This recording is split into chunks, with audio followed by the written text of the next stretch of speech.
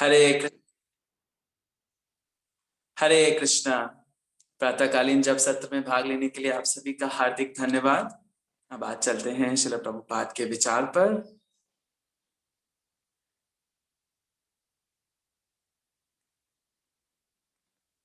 Yes.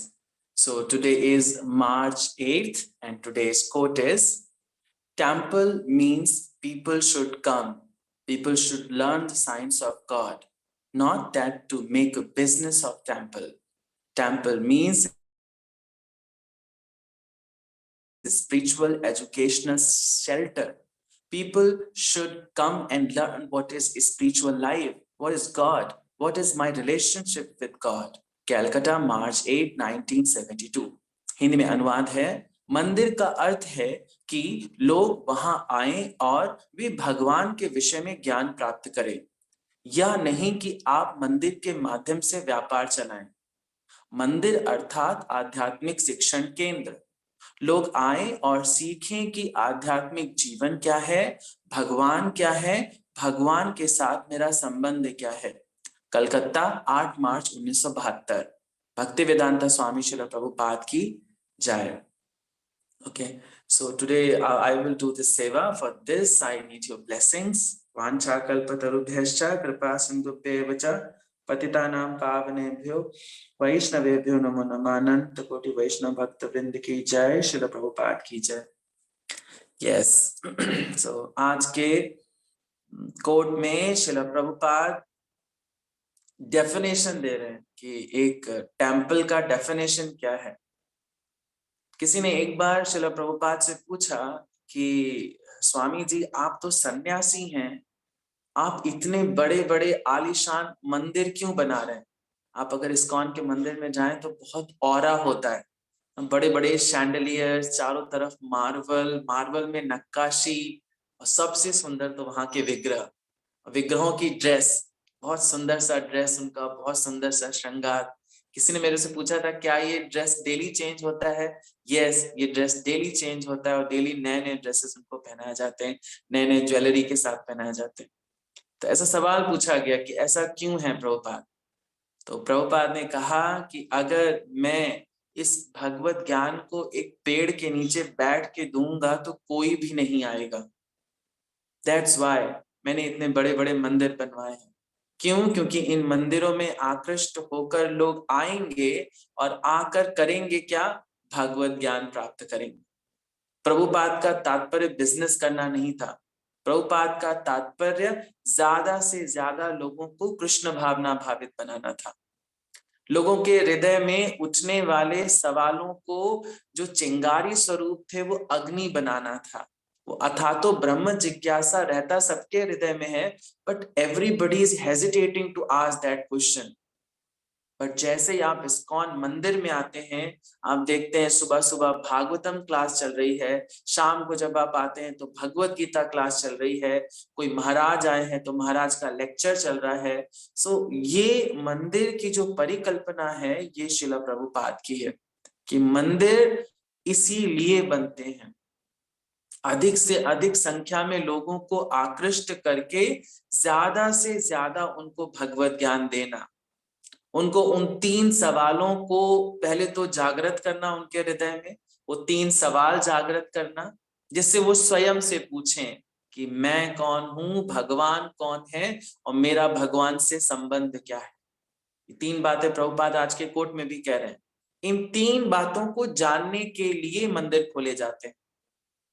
और जब आप इस्कॉन के किसी भी मंदिर में आते हैं तो या प्रभुपाद के कांटेक्ट में आते हैं या आप जूम के इस ऑनलाइन मंदिर में आते हैं तो आपको इन तीनों सवालों के जवाब मिलते हैं। आप कौन हैं? आप नित्य स्वरूप आत्मा हैं। भगवान कौन है? भगवान कृष्ण है। आपका भगवान से संबंध क्या है? आपका भगवान से उनके सेवक का संबंध है। लेटर ऑन आप जब भक्ति में प्रोग्रेस करेंगे तो और भी संबंध बनेंगे, बट पहला संबंध दास का है। तो ये जो प्रश्न है ये आपको सिर्फ मंदिर में ही मिल सकते हैं। मंदिर का अर्थ ये नहीं, मैं आपको पर्सनल अपना रियलाइजेशन बताऊं तो बिफोर कमिंग इन इस्कॉन मेरे लिए मंदिर का मतलब था कि 11 रुपए के लड्डू लेना और 11 रुपए लड्डू उस पंडित को देना, वो पंडित मूर्ति को दिखाएगा, एक लड्डू एक थाली में डाल देगा, कुछ फूल दे देगा, बस खत्म, आपने टेम्पल विजिट कर लिया, है ना। जब भी मैं इस्कॉन में आया तो मेरे को क्लास वर्ड पहली बार सुनाई दिया कि यहाँ क्लास होता है। तो क्लास का शब्द मोस्टली मैंने ग्रेजुएशन में सुना, या जब मैं इंटर कर रहा था तब मैंने सुना। अगर जब पढ़ाई आप करते हैं ना, तभी आप ये क्लास शब्द सुनते हैं कि कक्षा चल रही है ना।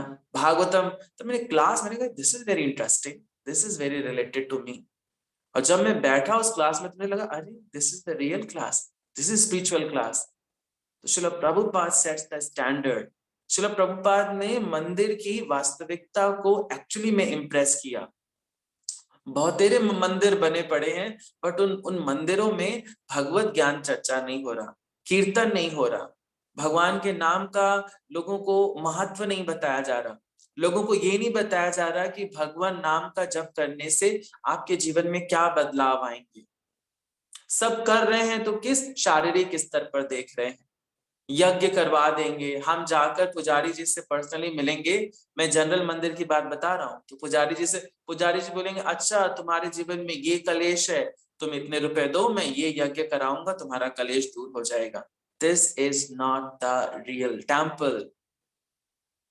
प्रभुपाद जैसा जो दयालु व्यक्ति है, जो वैष्णव होते हैं, कल मैं एक लेक्चर सुन रहा था तो उसमें वैष्णवों के 26 गुणों का डिस्क्रिप्शन है।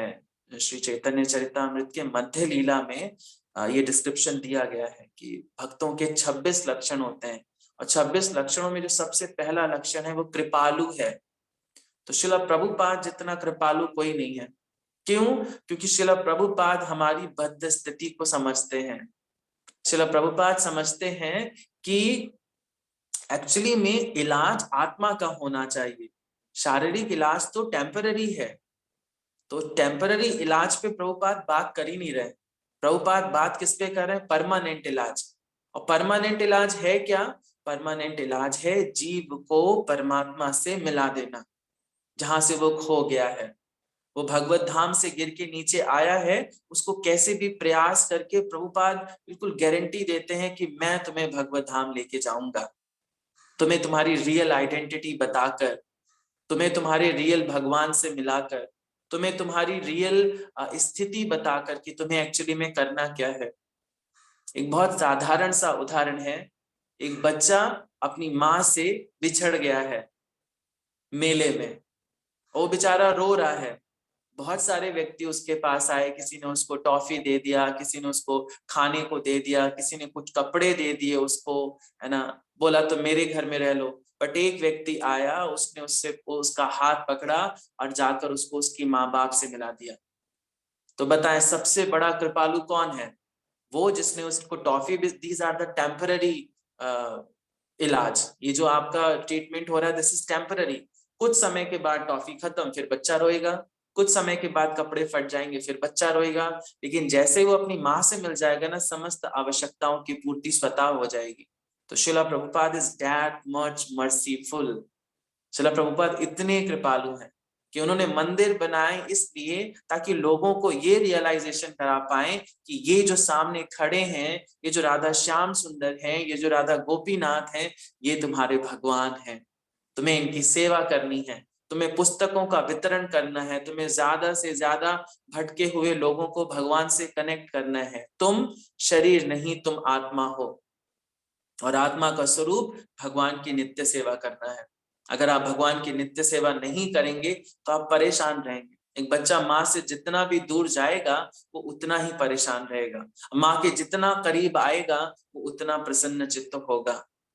तो प्रभुपाद बिल्कुल क्लियर कह रहे हैं कि जो बड़े बड़े मंदिर मैंने बनवाए हैं, ये जो बड़े आलीशान मंदिर बने हैं, तो ये आलीशान मंदिर है ज्यादा से ज्यादा लोगों को अट्रैक्ट करने का। किस लिए अट्रैक्ट करने का? धनार्जन करने का नहीं। ये धनार्जन का, आप इस्कॉन सेंटर्स को बिजनेस सेंटर नहीं कह सकते। वहां पे क्या हो रहा है? भगवत चर्चा हो रही है, लोगों को बताया जा रहा है कि आपको भगवान से कनेक्ट होना है। और जो डोनेशंस लिए जा रहे हैं, these are expending on further preaching. Like books पे जो अमाउंट लिया जा रहा है उससे और बुक्स छापी जा रही, ताकि ज्यादा से ज्यादा लोगों को कनेक्ट किया जा सके। आप देखिए बाकी सारे जो टेम्पल्स हैं वो सीमित प्रचार करते हैं, बट जो इस्कॉन है उसका बहुत एक्सटेंडेड प्रचार है, क्योंकि वो जो भी पैसा अर्ज करता है, जो भी डोनेशंस लेता है, उसको तुरंत से खर्च कर देता है प्रचार के नए कार्यों में, नए नए योजनाओं में, जिससे ज्यादा से ज्यादा लोग भक्त बने, ज्यादा से ज्यादा लोगों तक कृष्ण प्रसाद पहुंचे, ज्यादा से ज्यादा लोगों को हरिनाम सुनने को मिले। तो जो हमारे मंदिर हैं वो एजुकेशनल सेंटर्स हैं। किस बात की एजुकेशन दे रहे हैं? Spiritual education. You can sit in any of the ISKCON temple to listen the Srimad Bhagavatam, Srimad Bhagavad Gita, Chaitanya Charitamrita जैसे शास्त्रों पे अध्ययन करवाया जा रहा है, कोर्सेज करवाए जा रहे हैं। ISKCON अयोध्या ने आपको डिप्लोमा कोर्स कराया। आपको लगता नहीं डिप्लोमा कोर्स ने आपका जीवन बदल दिया? आप ऐसी संस्था से जुड़ गए जो आपके सवालों के जो जो जवाब आप बहुत जगहों पे ढूंढ रहे थे, जो नहीं मिल रहे थे, अब वो मिलना शुरू हो रहे हैं। That is all because of Srila Prabhupada. Srila Prabhupada से एक बार उनके एक डिसाइपल ने पूछा कि श्रील प्रभुपाद, जब भी हम बार बार बोलते हैं ना अंते काले नारायण स्मृति, अंते काले नारायण स्मृति होनी चाहिए, बट उनके डिसाइपल ने पूछा, एक माता जी थी, यंग गर्ल थी, उस गर्ल ने पूछा कि प्रभुपाद, अगर मृत्यु के समय हमें नारायण स्मृति नहीं हुई, राधा गोकुलानंद नहीं याद आए और आप याद आ गए, तो क्या हम भगवत धाम जाएंगे? देन प्रभुपाद कुछ देर के लिए पॉज लेते हैं, नहीं बोलते हैं, देन बोलते definitely you will go to back to Godhead. आप जरूर भगवत धाम जाओगे, मेरा स्मरण करने से भी भगवत धाम जाओगे। अंतकाल अगर प्रभुपाद स्मरण भी हुआ ना, तब भी आप भगवत धाम जाओगे। क्यों? क्योंकि प्रभुपाद कभी कृष्ण के अलावा कुछ किए ही नहीं है, कभी कृष्ण के अलावा कोई बात किए ही नहीं। तो अगर आपने प्रभुपाद को स्मरण कर लिया तो दैट मीन्स आपने कृष्ण को स्मरण कर लिया। जब भी आपने कोई भी मंदिर स्मरण किया तो उसका कारण आपको दिखेगा। कौन दिखेगा? श्रील प्रभुपाद, है ना। टीओवीपी मंदिर का कारण कौन है? श्रील प्रभुपाद। हर मंदिर का, ISKCON अयोध्या का कारण कौन है? श्रील प्रभुपाद। इस ऑनलाइन क्लास का कारण कौन है? श्रील प्रभुपाद। तो अगर इनका स्मरण कर लिया, दैट मीन्स कृष्ण का स्मरण इनडायरेक्टली हो गया। तुम्हारा हृदय सदा गोविंदा विश्राम,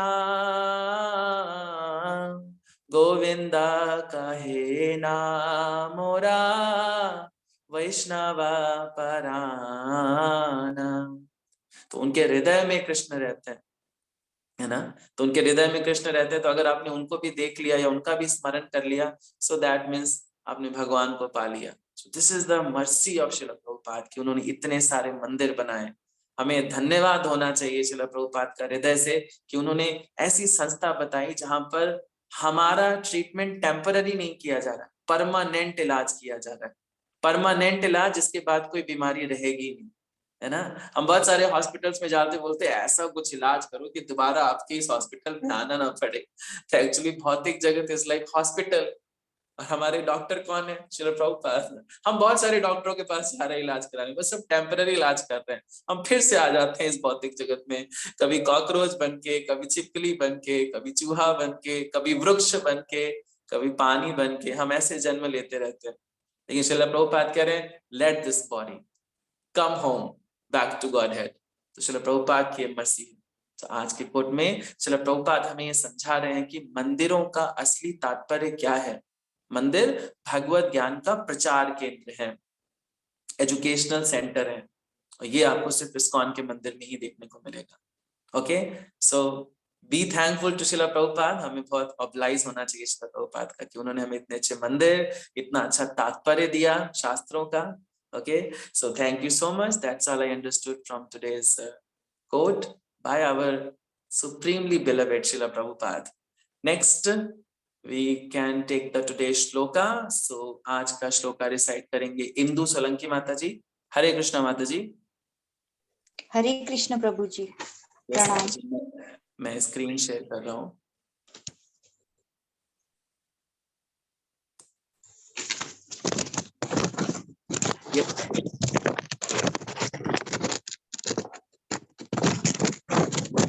हरे कृष्णा। हरे कृष्णा, हरे कृष्णा। श्रीभगवान् उवाच अक्षरं ब्रह्म परमं स्वभावोऽध्यात्म उच्यते भूतभाव उद्भव करो विसर्ग कर्म संजितः अक्षरं ब्रह्म परमं स्वभावोऽध्यात्मम् उच्यते भूतभाव उद्भव करो विसर्ग कर्म संजितः अक्षरं ब्रह्म परमं स्वभावोऽध्यात्मम् उच्यते भूतभाव उद्भव करो विसर्ग कर्म संजितः। भावार्थ, भगवान ने कहा अविनाशी और दिव्य जीव ब्रह्म कहलाता है और उसका नित्य स्वभाव अध्यात्म या आत्म कहलाता है। जीवों के भौतिक शरीर से संबंधित गतिविधि कर्म या सकाम कर्म कहलाती है। हरि कृष्ण प्रभु। हरे कृष्णा। श्रीमद् भगवद गीता यथारूप की जय। श्रील प्रभुपाद की जय। Yes, so this is the answer.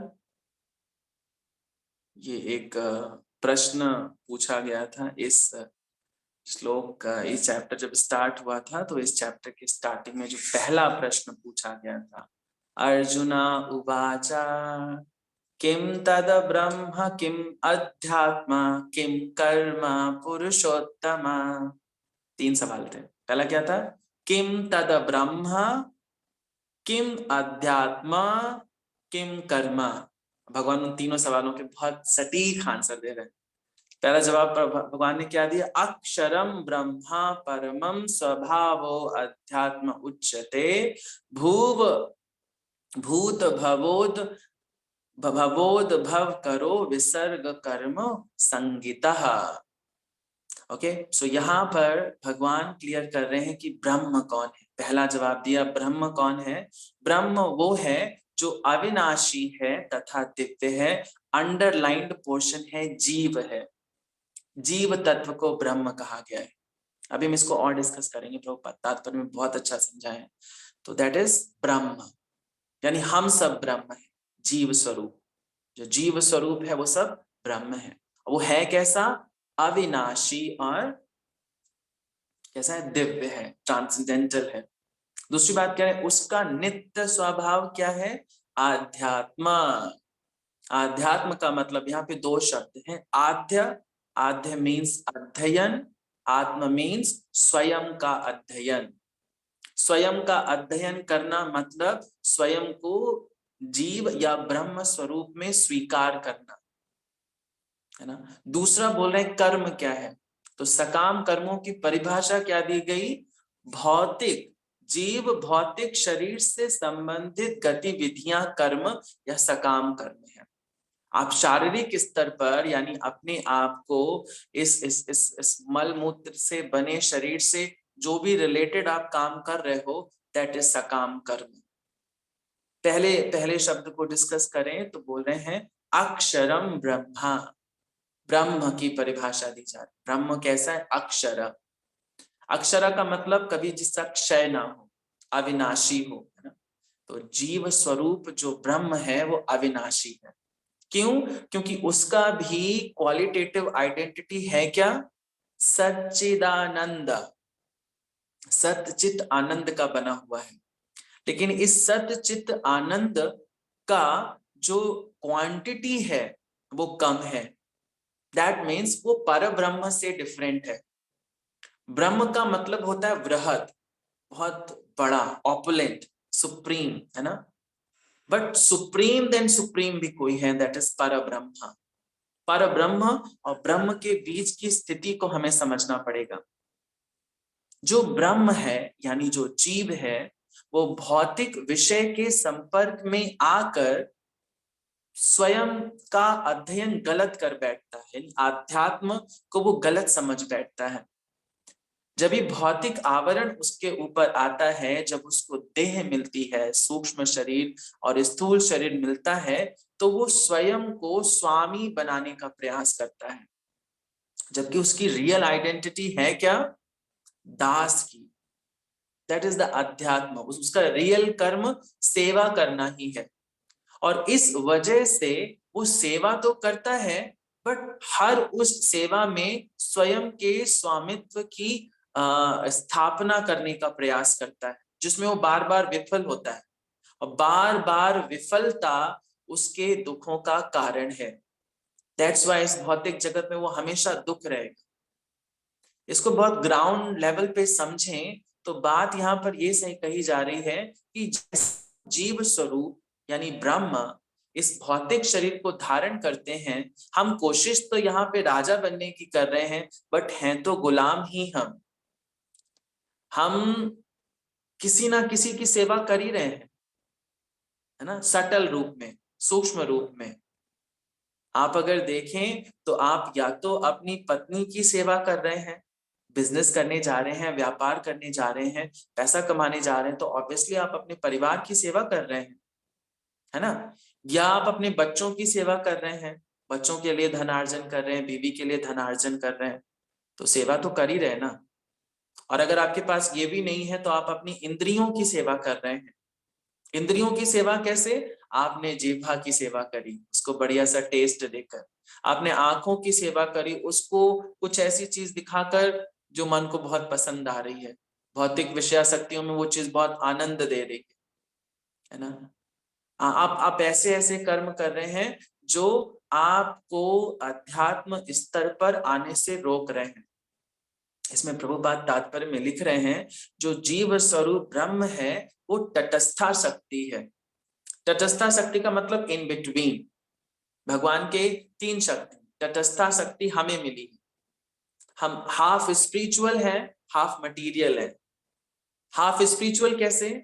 अंदर जो हम बैठे हैं हृदय देश में, हम हैं क्या? आत्मा है। और मटेरियल कैसे? हमारे ऊपर 2 आवरण आए हुए हैं, मन बुद्धि अहंकार का एक शरीर, और बाकी जो भौतिक जो चमड़ी है, जो मल मूत्र का बना शरीर है, दैट इज स्थूल शरीर, जिसको आप टच कर सकते हो, जिससे आप काम करते हो। और इसके संपर्क में आकर हम बहुत सारे कर्म करते हैं, बहुत सारे कर्म करते हैं। उन कर्मों को हम सकाम कर्म कहते हैं। तो 3 बातें प्रभुपाद एक्सप्लेन कर रहे हैं। ब्रह्म यानी हम स्वयं, लेकिन हम भौतिक आवरण में हैं, दैट्स वाई हम आध्यात्म गलत कर रहे हैं। क्या आध्यात्म गलत कर रहे हैं? कि मैं ये देह हूं, मैं आत्मा नहीं हूं।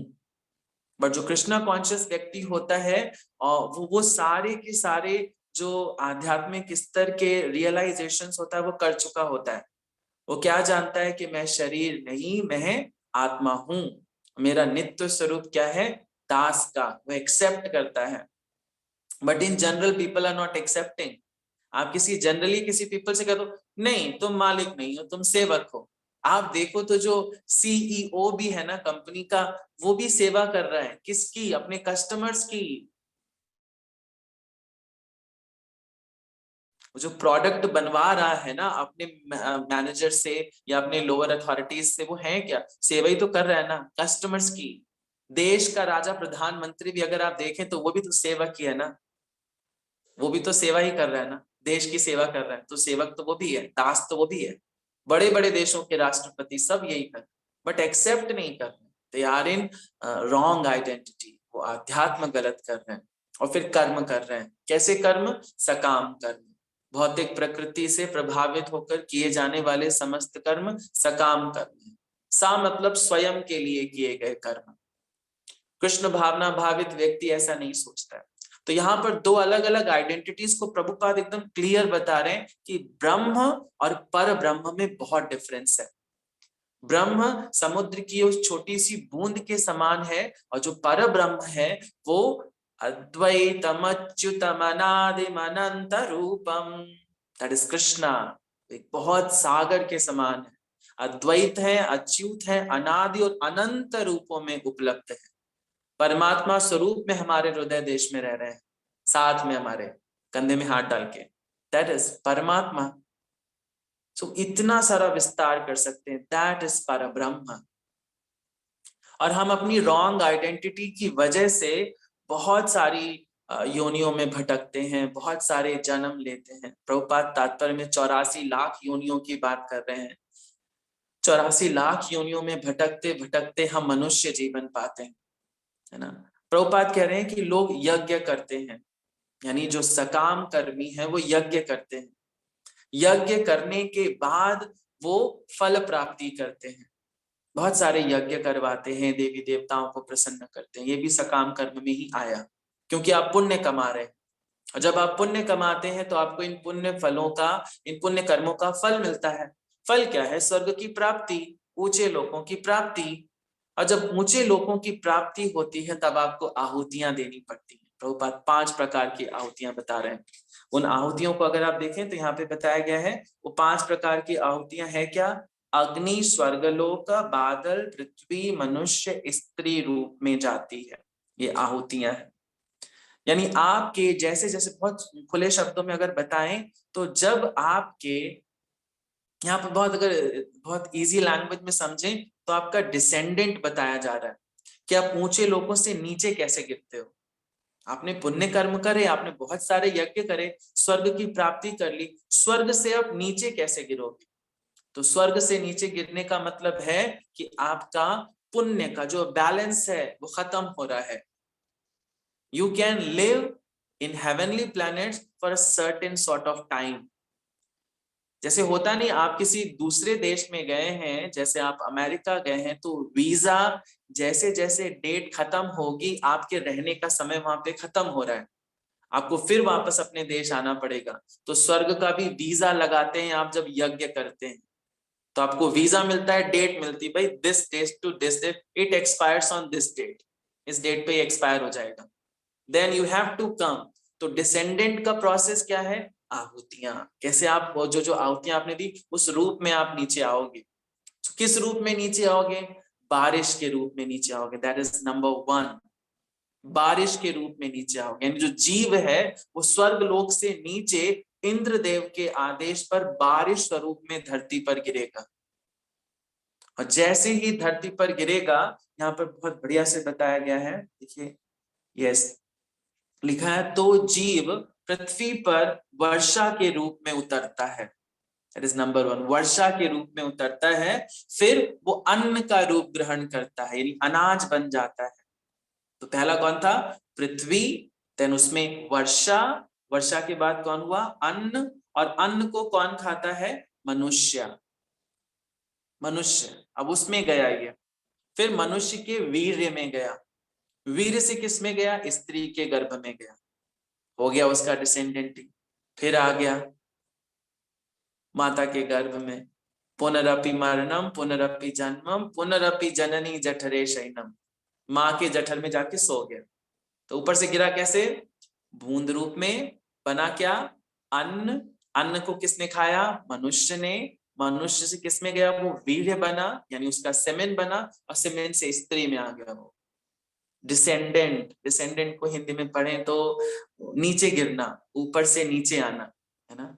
ये आरोही या अवरोही क्रम आप समझ सकते हैं, ऐसे नीचे आना, बहुत नीचे गिर गया वो, तो आ गया फिर से, फिर वो यज्ञ करेगा, है ना, फिर यज्ञ करेगा मनुष्य देह पाने के बाद, फिर स्वर्ग जाएगा, फिर नीचे आएगा, यानी ये सर्कुलेशन उसका चलता रहेगा, है ना। पुनरपि मरणम पुनरपि जन्मम पुनरपि जननी जठरे शयनम, ये उसका चलता रहेगा साइकिल। लेकिन जो कृष्णा कॉन्शियस व्यक्ति है वो समझता है, वो अपनी तटस्था शक्ति को रियलाइज करता है, बोलता है हाँ मैं तटस्था शक्ति के अंतर्गत हूँ और मैं परब्रह्म नहीं हूँ। इसमें निर्विशेषवादियों को प्रभुपाद कमेंट कर रहे हैं। निर्विशेषवादी क्या कहते हैं? जो ब्रह्म है वो परब्रह्म में लीन हो जाएगा। No, this is not possible, this is not practical. जो ब्रह्म है उसका स्वरूप है परब्रह्म की सेवा करना, फिर परब्रह्म उसको ग्रांट करेगा that you can come to me to serve me there, not to merge with me. Merge with me जो मुक्ति है भी बहुत थर्ड क्लास मुक्ति है, सायुज्य, that is very third class मुक्ति, है ना। लेकिन यहाँ पर जो बात कर रहे हैं, जो कृष्ण कॉन्शियस व्यक्ति होता है वो समझता है कि मेरी तटस्था शक्ति है, मुझे आध्यात्मिक है, वाई बिकॉज मेरी रियल आइडेंटिटी मेरी आत्मा है और मुझे भगवान की सेवा करनी, और इस प्रकार की सेवा करके वो भगवत धाम को प्राप्त करता है, सदा सुखी रहता है। क्यों? क्योंकि उसके पास भौतिक विषयों का कोई कारण ही नहीं है, भौतिक विषयों के प्रति आसक्त होने का कोई वजह ही नहीं। क्यों? क्योंकि वो समझता है this is a temporary place, it will ends once day, there is nothing permanent, I am the spirit soul, I am the permanent. अक्षरम, मैं अक्षर हूं, मेरा क्षय नहीं होगा, तो वो ना मोह बंधन से मुक्त हो जाता है। उसको ये नहीं लगता है कि मैं बूढ़ा हो गया, अरे अभी तो, अरे बूढ़ा हो गए तो आपका भी दूसरा शरीर मिलेगा ना। देहिनो अस्मिन् यथा देहे कौमारम यौवनम जरा तथा देहांतरा प्राप्तिर धीरस्तत्र न मुह्यति। कोई मोह नहीं रह जाता उसको, बोलता ये तो होगा ही। मतलब बूढ़ा होना उसको नॉर्मल लगता है, बोलता है बूढ़े तो हो रहे हैं, अभी नेक्स्ट बर्थ होना है ना, मैं ये कुर्ता उतार के अभी येलो कुर्ता पहन लूं तो नॉर्मल है। वो बहुत रिलैक्स हो जाता है, उसको मोह नहीं आता। That is the Krishna conscious person. तो वही आज के श्लोक में श्री भगवान अर्जुन के इन सवालों का जवाब दे रहे हैं कि ब्रह्म कौन है, अध्यात्म क्या है, और कर्म क्या है, सकाम कर्म क्या है। और प्रभुपाद में बता रहे हैं कि कृष्णा कॉन्शियस व्यक्ति की क्या सोच होती है, निर्विशेषवादी क्या कमेंट्री करते हैं और क्या उनका विचार होता है, जो गलत है, जो कहीं से भी प्रैक्टिकल नहीं है। प्रभुपाद इसमें एक बहुत बढ़िया सा शब्द यूज किए हैं। हाँ, भगवान इसमें एक और बात बोले कि सभी जीव मेरे ये, हाँ प्रभुपाद बोले ग्राह्य नहीं है, लिखा है ना, अतः यह विचार कि ब्रह्म जीव का रूप धारण कर सकता है ग्राह्य नहीं है। ग्राह्य को मैंने डिक्शनरी में चेक किया तो ग्राह्य का मतलब होता है एक्सेप्टेबल, यानी एक्सेप्टेबल नहीं है, ये हो ही नहीं सकता, इम्प्रैक्टिकल बात है ये। क्योंकि प्रैक्टिकलिटी क्या है, you will go to back home, back to Godhead to serve Krishna, that is the real identity. So okay, so that's all I understood from the today's transcendental श्लोक by श्री भगवान himself। तो अभी श्री भगवान बोल रहे हैं तो बहुत सारा बोलेंगे भगवान, क्योंकि सवाल कम होते हैं और भगवान के जवाब बहुत इलेबोरेट होते हैं, तो ये बहुत सारे जवाब हैं। Next will reach to the text number 8। So कल होगा श्लोक संख्या 4 8वें अध्याय का। जो रिसाइट करना चाहे वो हैंड रेस कर सकता है। कौन रिसाइट करेगा? Okay, is there anyone other than okay, yes, so कल का श्लोक रिसाइट करेंगे राधिका माता जी। हरे कृष्णा, हरे कृष्णा राधिका माता जी। प्रभु जी। कल श्लोक आपका रहेगा और कल का जपा प्री बुक है, कल का जपा कराएंगे आकांक्षा माता जी। हरे कृष्णा आकांक्षा माता जी। हरे कृष्णा प्रभु जी। ओके, सो कल आप जपा कराओगे? यस यस प्रभु जी। ओके, सो कल रहेगा जपा माता जी यस का। प्रभु जी कराऊंगी। ओके ओके, सो कल जपा रहेगा आकांक्षा माता जी का एंड श्लोका कराएंगे Radhika Mata ji. Okay, so now it's time to श्लोका रिवीजन। तो श्लोका रिवीजन मैं अभी बताऊंगा। माता जी रिकॉर्डिंग बंद कर सकते हैं। मैं श्लोका रिवीजन प्रभु जी से पूछता हूँ, फिर आपके साथ शेयर करता हूँ। आज जरूर शेयर हो जाएगा। Okay, so thank you so much. Now it's time for the question answers, so we can take question answers. आप हैंड रेस कर सकते हैं। Hare Krishna Swati mata ji, can you stop recording?